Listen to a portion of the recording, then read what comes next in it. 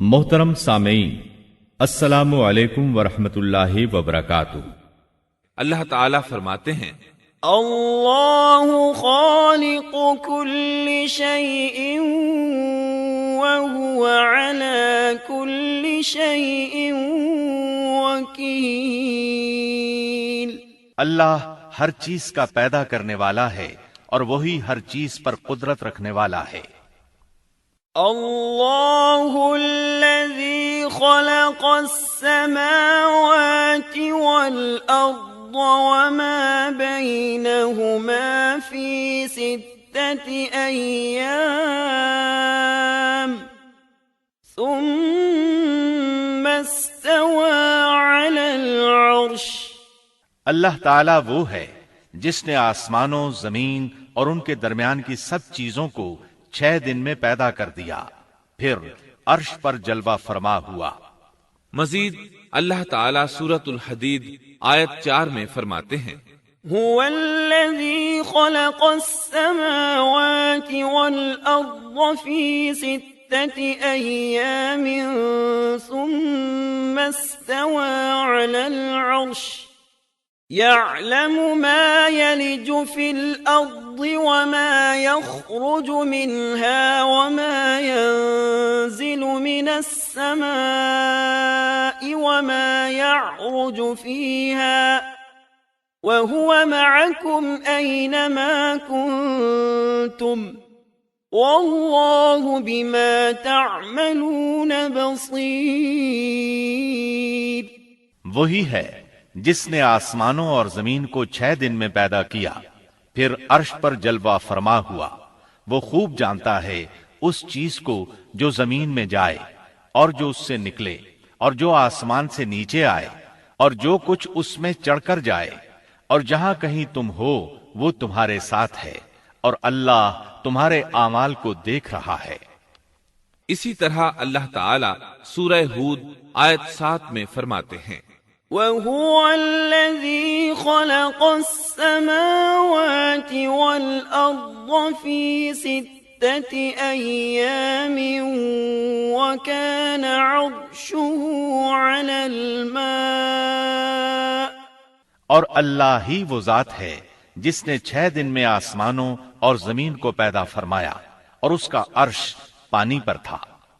امام احمد بن حنبل رحمت اللہ علیہ نے ابو رزین عقیلی سے بیان کیا ہے، انہوں نے کہا، یا رسول اللہ، أين كان ربنا عز وجل قبل أن يخلق السماوات والأرض؟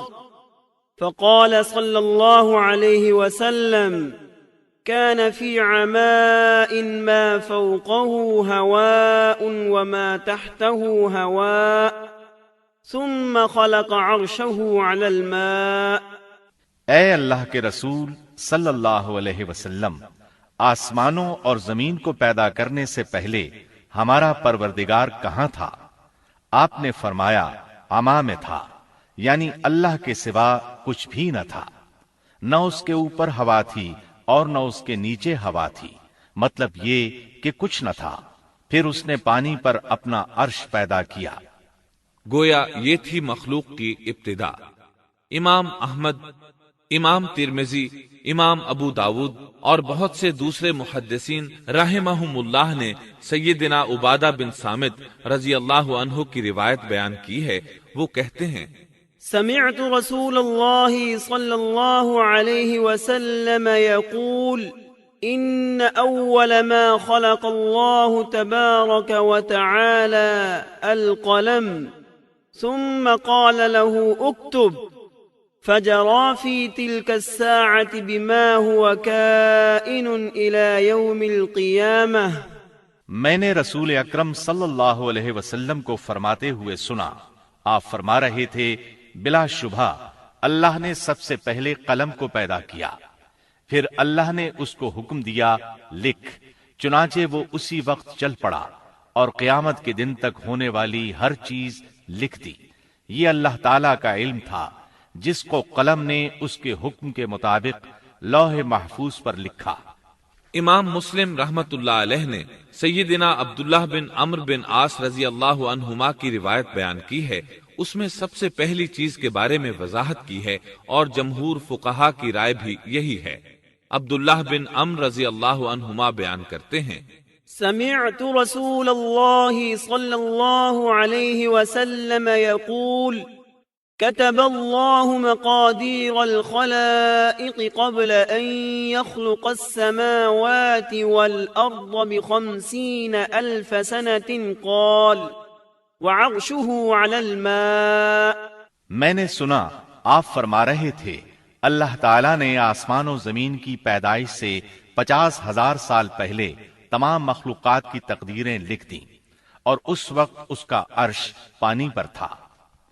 اس حدیث مبارک سے واضح ہو گیا کہ سب سے پہلے پانی اور پھر پانی پر عرش پیدا کیا گیا، پھر قلم کی پیدائش ہوئی، اس نے تقدیر تحریر کی، پھر آسمان اور زمین کی تخلیق ہوئی، اور جس حدیث میں آیا ہے کہ ابتدا میں قلم کو پیدا کیا گیا، اس کا مطلب یہ ہے کہ اس جہان کی مخلوقات میں سب سے پہلے اس کا نمبر ہے، نہ کہ باقی تمام جہانوں کی مخلوقات میں پہلا نمبر ہے، اور اس کا تذکرہ بخاری شریف کی اس حدیث میں ہے۔ قال أهل اليمن لرسول الله صلى الله عليه وسلم جئناك لنتفقه في الدين وليسألك عن أول هذا الأمر ما كان قال كان الله ولم يكن شيء قبله وكان عرشه على الماء وكتب في الذكر كل شيء وخلق السماوات والأرض۔ یمن سے آئے ہوئے ایک وفد نے رسول اللہ صلی اللہ علیہ وسلم سے کہا، ہم آپ کے پاس دین کی سمجھ اور ابتدائی خلق کے بارے میں پوچھنے کے لیے آئے ہیں، یہ کہ سب سے پہلے کیا چیز تھی؟ آپ نے فرمایا اللہ تھا، اس سے پہلے کوئی چیز نہ تھی، اس کا عرش پانی پر تھا، پھر اس نے لوح محفوظ پر ہر چیز لکھ دی اور آسمان اور زمین کو پیدا کیا، یعنی ابتدا میں پانی پر عرش کی تخلیق ہوئی، پھر قلم کی پیدائش ہوئی، اس نے سب کچھ لکھ دیا۔ علماء کرام کا بیان ہے، قلم کے فوراً بعد لوح محفوظ کو پیدا کیا گیا، چنانچہ قلم نے لوح محفوظ میں ہر چیز لکھ دی۔ اس کے بعد کائنات کی باقی مخلوقات اور آسمان و زمین کی پیدائش معرض وجود میں آتی گئی۔ اشیاء کی پیدائش والی ترتیب میں علماء کرام کے کئی اقوال ہیں، اور ہم نے آپ کے سامنے جمہور علماء اور فقہا کی پسندیدہ اور راجح ترتیب پیش کی ہے۔ آسمان اور زمین کی مخلوقات کی ترتیب کیا ہے، اس بارے میں امام مسلم رحمت اللہ علیہ نے سیدنا ابو ہریرہ رضی اللہ عنہ کی روایت پیش کی ہے۔ وہ کہتے ہیں، أخذ رسول الله صلى الله عليه وسلم بيدي فقال خلق الله عز وجل التربة يوم السبت وخلق فيها الجبال يوم الأحد وخلق الشجر يوم الاثنين وخلق المكروه يوم الثلاثاء وخلق النور يوم الأربعاء وبث فيها الدواب يوم الخميس وخلق آدم عليه السلام بعد العصر من يوم الجمعة في آخر الخلق في آخر ساعة من ساعات الجمعة فيما بين العصر إلى الليل۔ نبی اکرم صلی اللہ علیہ وسلم نے میرا ہاتھ پکڑا اور فرمایا، اللہ تعالیٰ نے ہفتے کے دن مٹی کو پیدا کیا، اتوار کے دن زمین میں پہاڑ، پیر کے دن درخت، منگل کے دن تکالیف، مصائب، جراثیم اور بیماریاں، بدھ کے دن نور کو، جمعرات کے دن زمین میں چوپایوں کو پھیلا دیا، اور تمام مخلوقات میں جمعے کے دن کی آخری گھڑیوں یعنی عصر سے رات کے درمیان میں آدم علیہ السلام کو پیدا کیا۔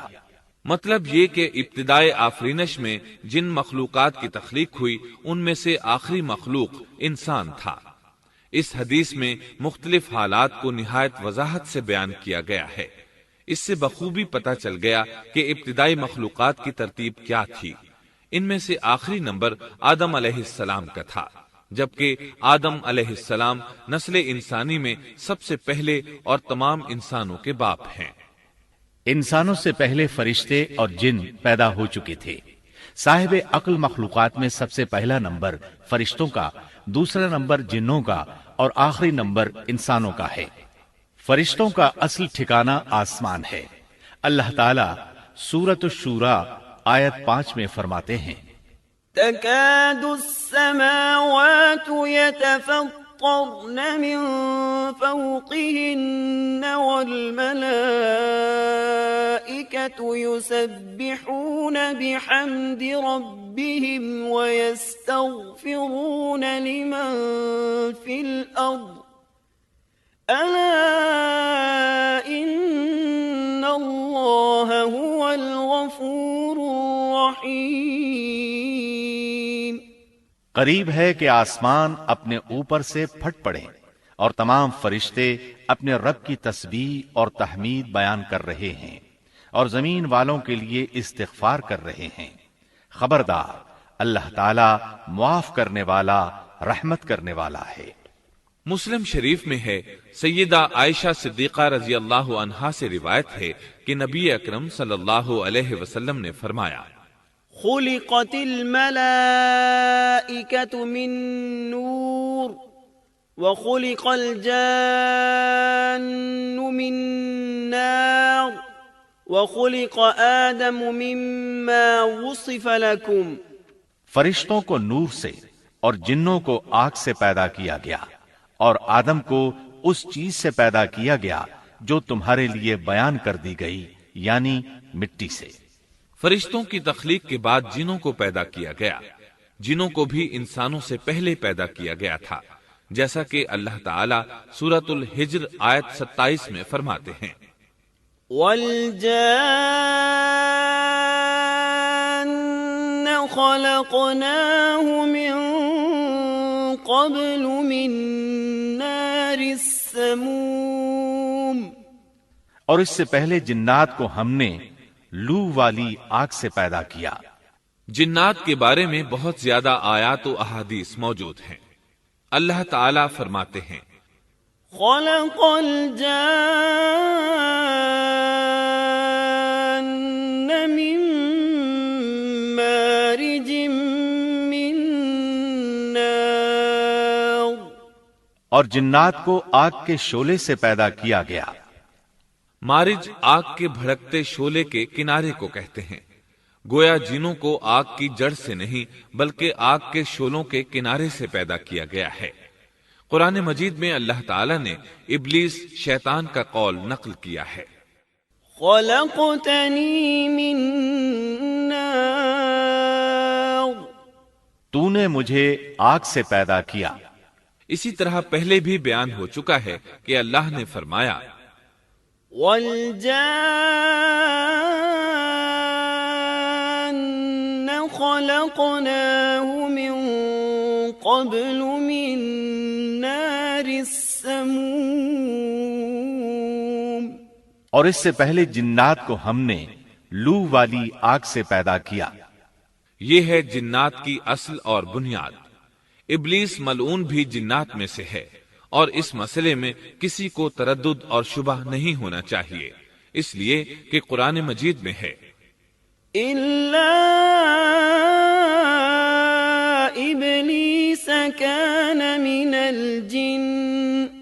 اور ابلیس جنوں میں سے تھا۔ مطلب یہ کہ وہ فرشتوں میں سے نہیں تھا۔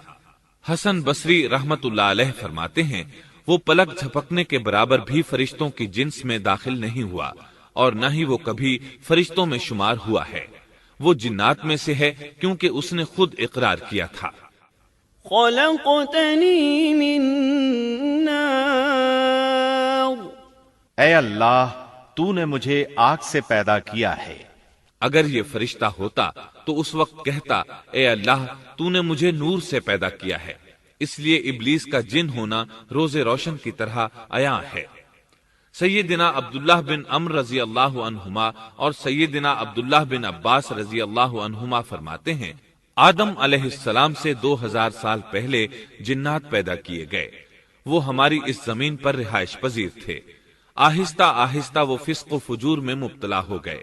جب وہ فتنہ فساد میں حد سے بڑھ گئے، ناحق خون بہانے لگے، تو اللہ تعالی نے ان کی طرف فرشتوں کا عظیم لشکر بھیجا۔ ان سے جنات کی زبردست مارکا آرائی ہوئی۔ اس مارکا آرائی میں فرشتوں نے جنات کو تہس نہس کر دیا اور وہ سمندروں کی جزیروں میں پناہ لینے پر مجبور ہو گئے۔ زمین کے ہر بر اعظم سے انہیں جلا وطن کر دیا گیا، چنانچہ آج تک ان کا مسکن یہی جزیرے اور عظیم مراکز ہیں۔ یہ واقعہ آدم علیہ السلام کی تخلیق سے پہلے ہو چکا ہے۔ احادیث مبارکہ میں ہے کہ ابلیس ملعون کا ایک تخت ہے اور وہ تمام جنات کا سردار اور حکمران ہے۔ اس کا شاہی تخت پانی پر ہے، اگرچہ اس کی متعین جگہ ہمیں معلوم نہیں۔ یہاں تک ذکر تھا سیدنا آدم علیہ السلام کی پیدائش سے پہلے کا۔